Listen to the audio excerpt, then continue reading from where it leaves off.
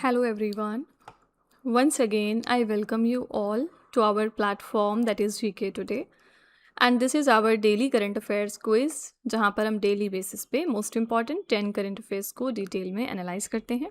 कल संडे था and Sunday को हमारी क्लास नहीं होती है, तो मंडे को हम लोग 12 करंट अफेयर्स को देखते हैं.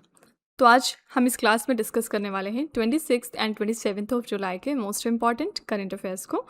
So without taking any further time, let's get started. The first question is, where was the second edition of Bharat Green Hydrogen Summit 2026 held? तो ये सेकेंड एडिशन था भारत ग्रीन हाइड्रोजन समिट का.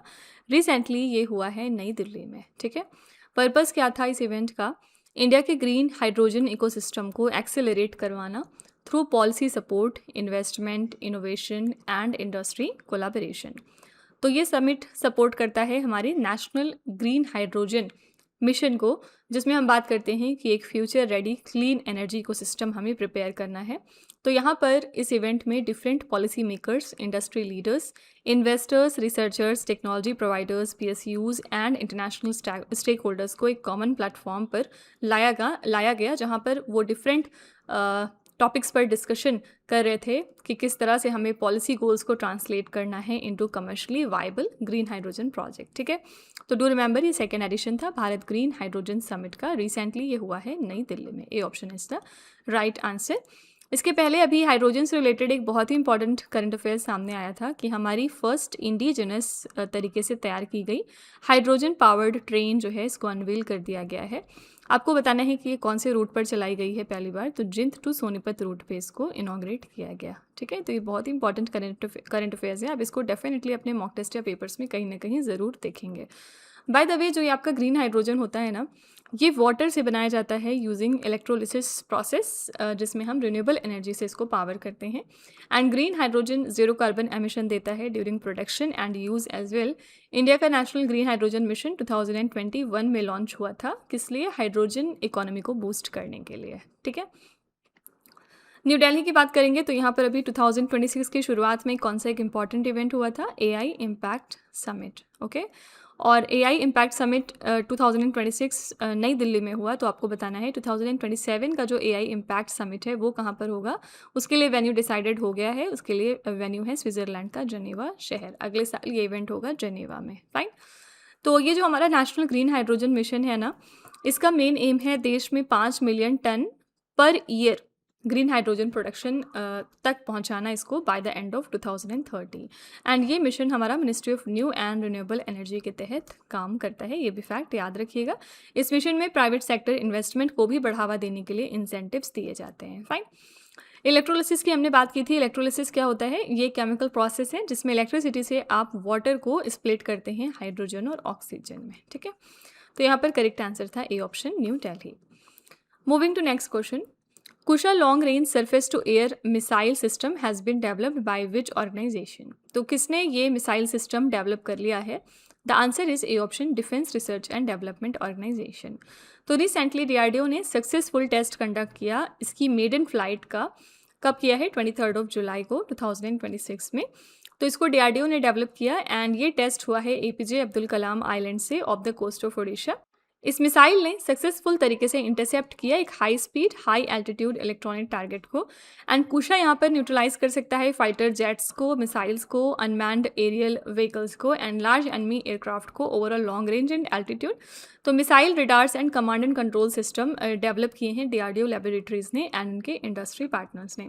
To remember, ये कैसी हमारी missile है? Surface to air missile है, यानी सरफेस से आप इसको लॉन्च करेंगे तो एयर में जाके ये टारगेट को हिट करने वाली है. ठीक है, तो Kusha long range surface to air missile system का सक्सेसफुल टेस्ट हो चुका है एंड इसको डेवलप किया है defence research and development organisation ने.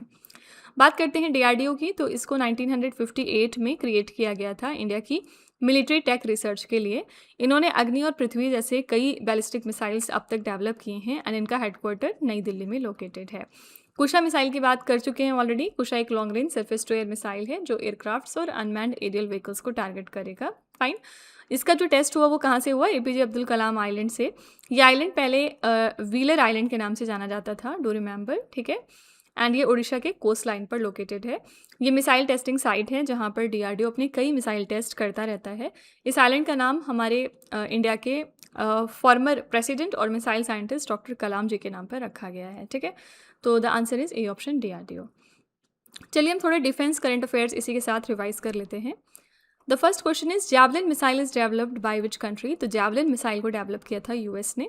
Indian coast guard ship Samudra Pratap was commissioned in which Indian state? इस शिप को हमने कमीशन किया है गोवा में। नेक्स्ट है Oreshnik is an intermediate range hypersonic ballistic missile developed by which country? Oreshnik किस country की मिसाइल है? The answer is Russia. The AGM-114 Hellfire missile was developed by which country? इस मिसाइल को develop किया US ने। Where was India's first private sector helicopter manufacturing plant launched? ये launch हो गया है कर्नाटका में। Where was the Dhruv NG next generation civil helicopter inaugurated in December 2025? The answer is Bengaluru. Where was the Safran aircraft engine services India facility inaugurated in November 2025? इस facility का inauguration हुआ है हैदराबाद में। ये हमारे कुछ डिफेंस रिलेटेड करंट अफेयर्स हैं जो हमने पहले ऑलरेडी पढ़े हैं, बट हम इनको टाइम टू टाइम रिवाइज करते रहते हैं क्योंकि यहाँ से भी कोई भी क्वेश्चन आपके एग्जाम में आ सकता है। Moving to third question, which state launch the Mukhyamantri Yuva Suyog platform इन जुलाई 2026? तो कौन सी स्टेट है जिसने मुख्यमंत्री युवा सुयोग प्लेटफॉर्म को लॉन्च कर दिया है? The answer is C option Rajasthan. Rajasthan ने रिसेंटली इस प्लेटफॉर्म को लॉन्च किया एंड इसका पर्पस क्या था? यूथ को कनेक्ट करना with sports, skill training, employment and leadership opportunities. तो इसको लिंक कराया गया है माई भारत प्रोग्राम के साथ में। तो sport and talent competitions start होंगे from ward and panchayat levels and बाद में जाके ये असेंबली कॉन्स्टिट्यूंसी लेवल तक भी जाएगा। सुयोग युवा क्लब्स कनेक्ट करेंगे डिस्ट्रिक्ट लेवल क्लब्स को with rural panchayat and urban wards.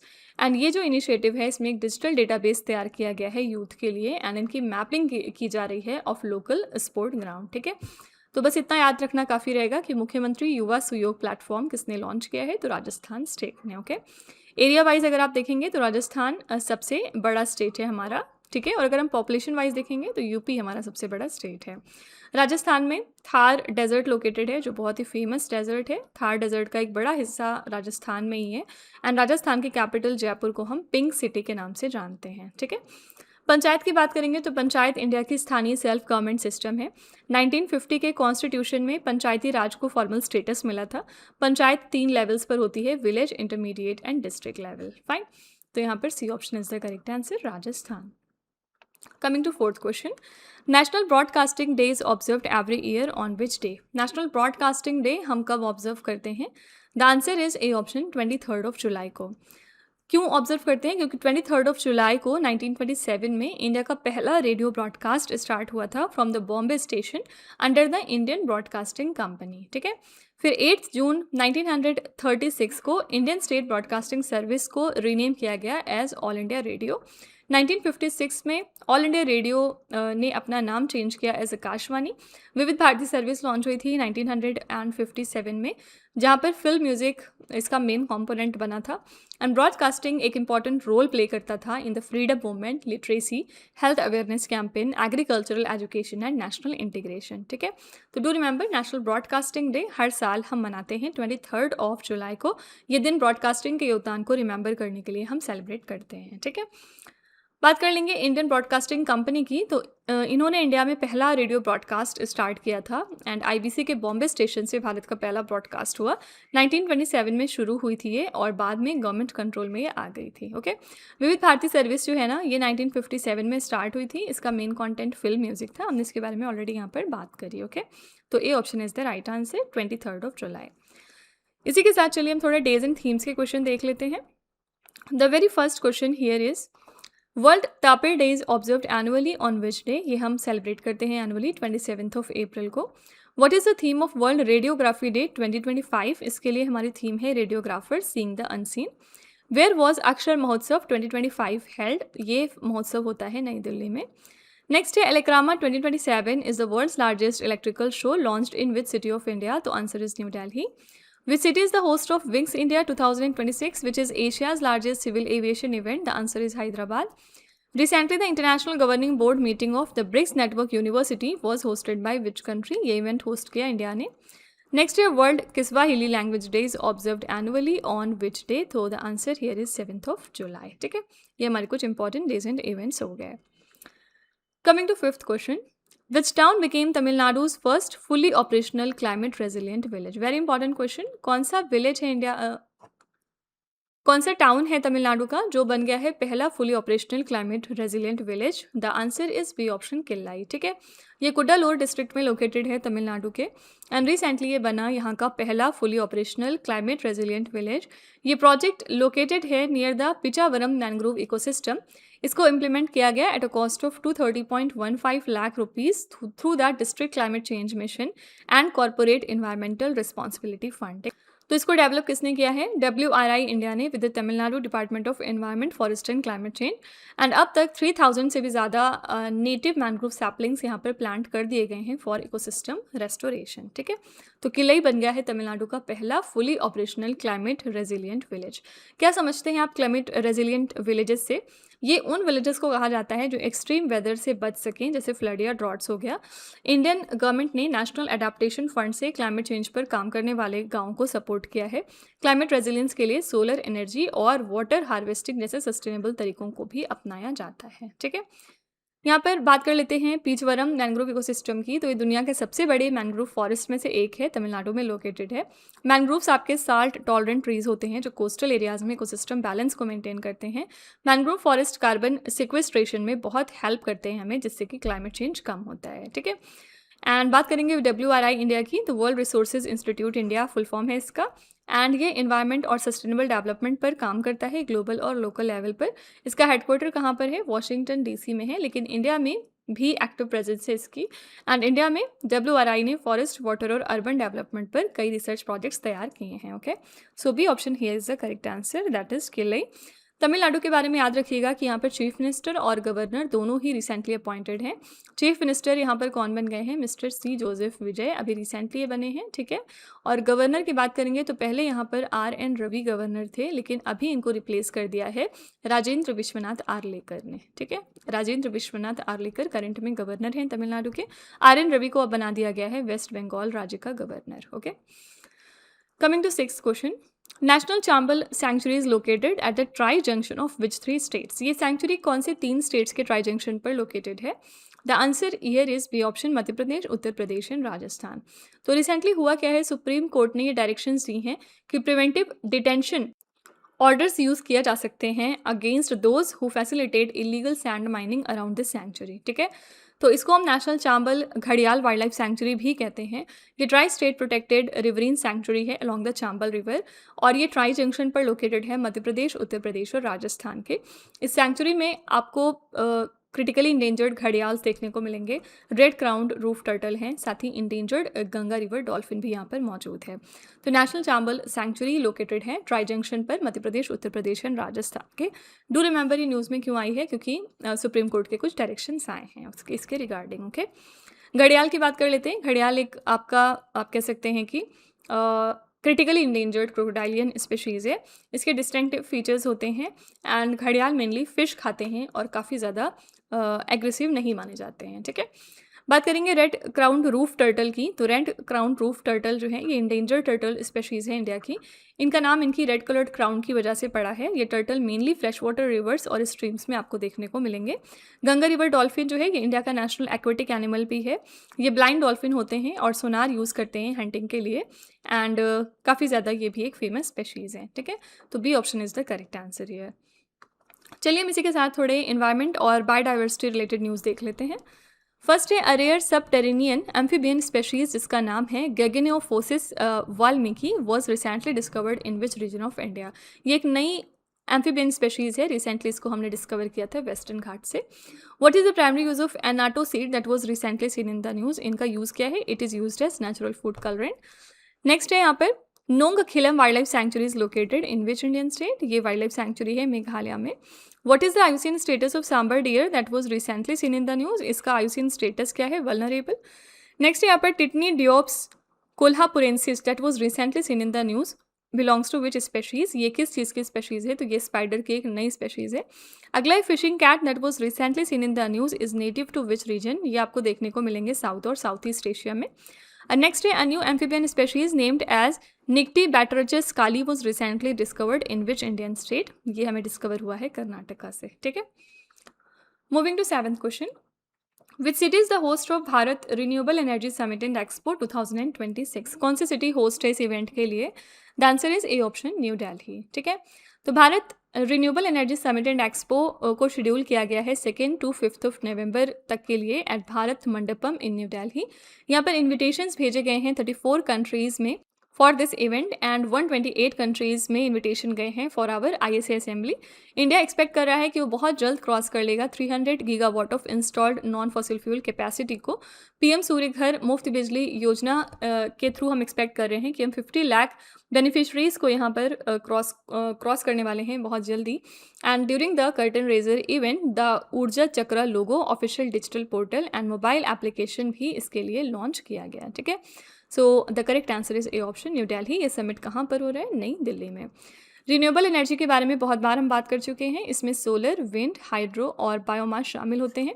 Solar panel sunlight को इलेक्ट्रिसिटी में कन्वर्ट करते हैं using the photovoltaic cell and wind energy में टर्बाइंस को हवा की एनर्जी से घुमाकर बिजली बनाई जाती है, ठीक है। बात करेंगे ISA की, इंटरनेशनल सोलर अलायंस का फुल फॉर्म है। 2015 में इस्टेब्लिश हुआ था ये इंडिया और फ्रांस के बीच एक कोलैबोरेशन के बाद। इसका मेन एम क्या है? सोलर एनर्जी को ग्लोबली प्रमोट करना एंड इसके मेंबर कंट्रीज ट्रॉपिकल और सब ट्रॉपिकल रीजन्स में ज़्यादातर लोकेटेड होते हैं, ठीक है। बात करेंगे यहाँ पर नॉन फॉसिल फ्यूल कैपेसिटी की, तो नॉन फॉसिल फ्यूल सोर्सेज में आपका nuclear, solar, wind, hydro power ये सब आते हैं। इंडिया का टारगेट है 500 gigawatt non fossil fuel capacity को अचीव करना by the end of 2030। Non fossil fuel energy pollution को कम करती है if you compare it with coal या ऑयल, ठीक है। बात कर लेंगे थोड़ी सी PM सूर्य घर मुफ्त बिजली योजना की। तो ये योजना रूरल एरियाज़ में फ्री सोलर इलेक्ट्रिसिटी प्रोवाइड करती है। इसका गोल है 50 लाख बेनिफिशरीज हाउस होल्ड्स को कवर करना, ठीक है। So here the correct answer is A option, new Delhi. Coming to 8th question, what is India's global rank in railway electrification among major railway system? India की global rank क्या है in terms of railway electrification? The correct answer is B option, second. तो recently हमारे minister of electronics and IT mister Ashwini Vaishnaw ने declare किया है कि 99.6% India के ब्रॉड गेज रेलवे नेटवर्क को इलेक्ट्रीफाई कर दिया गया है एंड विद दिस हमारी रैंक अब सेकंड हो गई है, यानी हम second most electrified major railway system बन चुके हैं in the world. And first पर इस मामले में आता है स्विट्जरलैंड जिसका 100% ब्रॉड गेज नेटवर्क इलेक्ट्रीफाइड है, ठीक है। तो बिटवीन 2014 टू 2026 अगर हम देखें तो 48,072 रूट किलोमीटर को इलेक्ट्रीफाई किया गया था compare to 21,801 route kilometres before 2014। तो रेलवे इलेक्ट्रिफिकेशन से होता क्या है, इसका फ़ायदा क्या है? इससे कार्बन एमिशन कम होता है, स्पीड इंप्रूव होती है, हॉलिंग कैपेसिटी बढ़ती है, ऑपरेशनल एफिशिएंसी इंक्रीज होती है एंड जो हमारा डिपेंडेंस है ऑन इम्पोर्टेड फॉसिल फ्यूल्स वो भी कम हो जाता है, ठीक है। So B option here is the correct answer. Second number पे हम आते हैं अब इस मामले में, ओके। इंडियन रेलवेज दुनिया की सबसे बड़ी गवर्नमेंट ओन रेल नेटवर्क में से एक है। पहली इंडियन रेलवे लाइन 1853 में मुंबई से थाने तक शुरू की गई थी एंड इंडियन रेलवेज में डिफरेंट जोनल डिवीजन्स मौजूद होते हैं, ठीक है। तो यहाँ पर करेक्ट आंसर था बी ऑप्शन। चलिए हम इसी के साथ थोड़े रैंक्स एंड इंडिसेस के क्वेश्चन देख लेते हैं। फर्स्ट है, which organisation release the world migration report 2026? ये रिपोर्ट किसने दी थी? इंटरनेशनल ऑर्गेनाइजेशन फॉर माइग्रेशन ने। Which organisation release the emission gap report 2025 off target? ये रिपोर्ट दी थी यूनेप ने, यूनाइटेड नेशंस एनवायरनमेंट प्रोग्राम ने। इसका हेडक्वार्टर कहाँ पर है? कीनिया के नायरोबी शहर में, ठीक है। कमेंट में ज़रा बताइएगा कि इंटरनेशनल ऑर्गेनाइजेशन फॉर माइग्रेशन का हेडक्वार्टर्स कहाँ पर लोकेटेड है। Next है, the report Healing Soils in India for Better Crop Health and Human Nutrition has been released by which organization? The answer is Indian Council for Research on International Economic Relations. Next है, according to India Ratings and Research, what is India's projected GDP growth rate for the second quarter of financial year 26? इसके लिए हमारा GDP growth rate है 7.2%. Which organization released the State of the Climate Update for COP30? The answer is World Meteorological Organization. Next, which states have the highest percentage of A category panchayats as per the Panchayat Advancement Index 2.0? The answer is Tripura and Kerala. Next, what is the rank of India in the 2026 Henley Passport Index? The answer is 80th. यहाँ पर अलग अलग Q1, Q2 की rank जारी होती है, इसके बारे में हम बात कर चुके हैं, ठीक है। Coming to 9th question, which country launch the commercial rocket जिसका नाम है ग्रेविटी 1? ग्रेविटी 1 नाम का ये रॉकेट रिसेंटली लॉन्च कर दिया है चाइना ने। चाइना ने सक्सेसफुल तरीके से लॉन्च किया ग्रेविटी 1 कमर्शियल रॉकेट को from the east China sea. इसी के साथ ये पहला इनका फार सी लॉन्च था by a privately developed commercial rocket in China. इस रॉकेट को डेवलप किया है किसने? ओरियन स्पेस ने, ठीक है। और इसको लॉन्च किया गया from a sea based launch vessel. इस मिशन के थ्रू 9 सैटेलाइट्स को प्लेस किया गया है इनटू ऑर्बिट, जिससे कि हमारे अर्थ ऑब्जर्वेशन को सपोर्ट मिल सके, हमारे एआई एप्लीकेशंस इन्हांस हो, डिजास्टर मैनेजमेंट बढ़े, एग्रीकल्चर और रिसोर्स मैपिंग के लिए, ठीक है। तो याद रखिएगा ग्रेविटी 1 नाम का रॉकेट किस कंट्री का है? The answer is D option, China, ठीक है। ओरियन स्पेस की बात करेंगे तो ये एक प्राइवेट चाइनीज़ एरोस्पेस कंपनी है। प्राइवेट स्पेस कंपनीज चाइना में स्पेस इंडस्ट्री को काफ़ी ग्रो कर रहे हैं आजकल। And Orion space rockets AI और अर्थ ऑब्जर्वेशन सैटेलाइट्स के लिए यूज़ होते हैं, ठीक है। So the correct answer is D option, China. 10th question is which country is the host of first ever mixed disability Ashes cricket series 2027? कौन सी country host है इस इवेंट के लिए? The answer here is B option, England, ठीक है। तो England host करेगा first ever mixed disability Ashes cricket series को इन 2027। ये पहला ऐसा बायलेटरल एशेज क्रिकेट सीरीज़ है जिसमें फीचर किया जा रहा है मिक्स्ड डिसेबिलिटी मेंस टीम को। एंड इस सीरीज़ में ये जो सीरीज़ है ना, ये हेल्ड होगी as part of England's 2027 Ashes summer, ठीक है। ऑब्जेक्टिव क्या है? क्रिकेट को प्रमोट करना। And it provides elite international competition for the cricketers with disabilities. And साथ ही डिसेबिलिटी क्रिकेट को इंटीग्रेट करेगा इनटू मेन स्ट्रीम क्रिकेट, ठीक है। तो ये first ever mix disability Ashes cricket series है जो 2027 में होगी। कहाँ पर? बी ऑप्शन, इंग्लैंड में, फाइन। यहाँ पर चलिए हम थोड़े से sport related current affairs revise कर लेते हैं। फर्स्ट है which city is the venue of 44th edition of junior national kho kho championship? इसके लिए वेन्यू सिटी है Bengaluru. Which country is the host of world indoor athletics championships 2028? इसके लिए होस्ट कंट्री है India. How many medals did India win at the under 20 Asian wrestling championships 2026? यहाँ पर India ने total 20 medals जीते हैं। Which state is the host of 16th edition of hockey India sub junior women national championships 2026? The answer is Jharkhand. The 2026 FIFA world cup is jointly hosted by which 3 countries? ये 3 countries हैं, USA, Canada and Mexico. Which country won the Asia cricket cup 2025? The answer is Pakistan. Last है which Indian city is the host of senior Asian fencing championships 2026? The answer is new Delhi, okay. ये हमारे कुछ sport related news हो गए।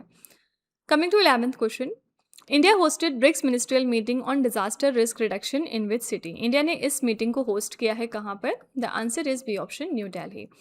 तो BRICS की presidency के अंतर्गत हमने इस इवेंट को होस्ट किया नई दिल्ली में। इस मीटिंग को ऑर्गेनाइज किसने किया था? नेशनल डिजास्टर मैनेजमेंट अथॉरिटी ने, एनडीएमए ने, ठीक है, under the ministry of home affairs. And इस मीटिंग को गाइड किया गया by the theme building for resilience, innovation, cooperation and sustainability. And ये जो मीटिंग थी it evolve from the Udaipur declaration 2016 and the Kazan declaration 2024, ठीक है। तो क्योंकि ब्रिक्स की प्रेसिडेंसी इंडिया के पास है इस साल, तो जो भी इवेंट्स होंगे ब्रिक्स के अंडर में वो सब इंडिया में अब ऑर्गेनाइज होंगे 2026 में, ठीक है। तो B option is the correct answer, new Delhi. BRICS के बारे में कई बार हम बात कर चुके हैं। पहले इसको ब्रिक कंट्रीज़ ने फॉर्म किया था, मीन 4 कंट्रीज़ ने इसको मिलकर ऑर्गेनाइज किया था, ब्राज़ील, रशिया, इंडिया और चाइना ने। साउथ अफ्रीका ने फिर इसको 2010 में ज्वाइन कर लिया एंड ये ब्रिक्स बन गया था, फाइन। प्रेजेंट में अगर हम बात करेंगे तो प्रेजेंट में इसमें अब 11 मेंबर कंट्रीज़ मौजूद हैं। यहाँ पर बात करते हैं नेशनल डिजास्टर मैनेजमेंट अथॉरिटी की। तो ये इंडिया की एपेक्स बॉडी है डिजास्टर मैनेजमेंट के लिए। एनडीएमए चेयरमैन को डायरेक्टली प्राइम मिनिस्टर अपॉइंट करते हैं। इनका मेन गोल क्या होता है? प्रिपेयर्डनेस, रिस्पॉन्स और मिटिगेशन प्लान्स क्रिएट करना, फाइन। तो यहाँ पर B option is the right answer. Coming to last question, the state of food security and nutrition in the world 2026 report is primarily released by which organisation? इस report को किस organisation ने publish किया है?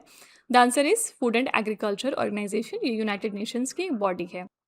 तो फूड एंड एग्रीकल्चर ऑर्गेनाइजेशन ने international fund for agriculture development, United Nation children's fund यानी UNICEF और वर्ल्ड फूड प्रोग्राम के साथ साथ वर्ल्ड हेल्थ ऑर्गेनाइजेशन, इतने लोगों ने मिलकर इस रिपोर्ट को पब्लिश किया है।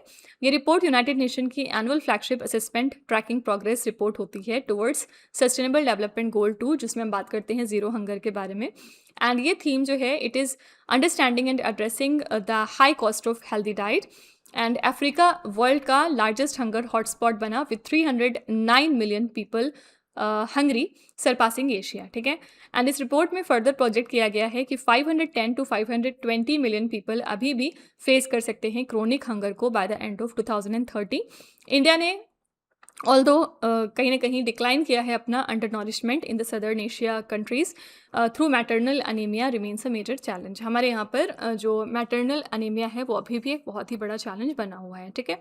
तो बस इतना याद रखिएगा, ये रिपोर्ट किसने दी है? Primarily the food and agriculture organisation ने। यूनाइटेड नेशंस की एक स्पेशलाइज्ड एजेंसी होती है जो ग्लोबल फूड सिक्योरिटी पर काम करती है। इसकी फॉर्मेशन हुई थी 1945 में। इसका हेडक्वार्टर्स इटली के रोम शहर में लोकेटेड है। इनका मेन एम क्या होता है? हंगर इराडिकेशन और सस्टेनेबल एग्रीकल्चर को बढ़ावा देना, ठीक है। हमने यहाँ पर बात करी सस्टेनेबल डेवलपमेंट गोल 2 के बारे में, जो कि जीरो हंगर के बारे में बात करता है, यानी 2030 तक भूखमरी को खत्म करना इसका मेन एम है। SDG 2 के टारगेट्स में फूड सिक्योरिटी, इम्प्रूव्ड न्यूट्रिशन और सस्टेनेबल एग्रीकल्चर शामिल हैं। एंड SDG 2 यूनाइटेड नेशंस के 17 ग्लोबल गोल्स में से एक है, ठीक है। तो ए ऑप्शन यहाँ पर करेक्ट है। इसी के साथ हम चलिए लास्ट में बस थोड़ी सी कंट्रीज एक बार देख लेते हैं जो फॉर सम रीजन न्यूज़ में थी। फर्स्ट है, India has launch the technology and innovation partnership with which countries during the G20 summit in Johannesburg. India ने ये लॉन्च कर दिया है along with Australia and Canada. Next है, the Mondawa tribe is primarily found in which country. ये tribe आपको देखने को मिलेगी ब्राज़ील में।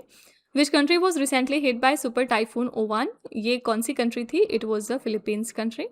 What is the name of the initiative jointly launched by India and the United Kingdom to monitor and analyze critical mineral supply chains? The answer is Critical Minerals Global Supply Chain Observatory. Next, which international body adopted the new global framework agreed conclusions to improve access to justice for women and girls worldwide? The answer is United Nations. Which country has built the world's first permanent deep geological repository for nuclear waste? The answer is Finland. The world artificial intelligence cooperation organisation is headquartered in which city? ये हमारा एक recently developed organisation है और इसका headquarter रखा गया China के Shanghai में, ठीक है।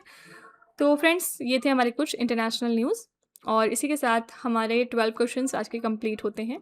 लास्ट में हम रिवीजन करते हैं एक दिन पहले के क्वेश्चंस का। तो लेट्स सी कि हमने कल कौन से क्वेश्चंस किए थे।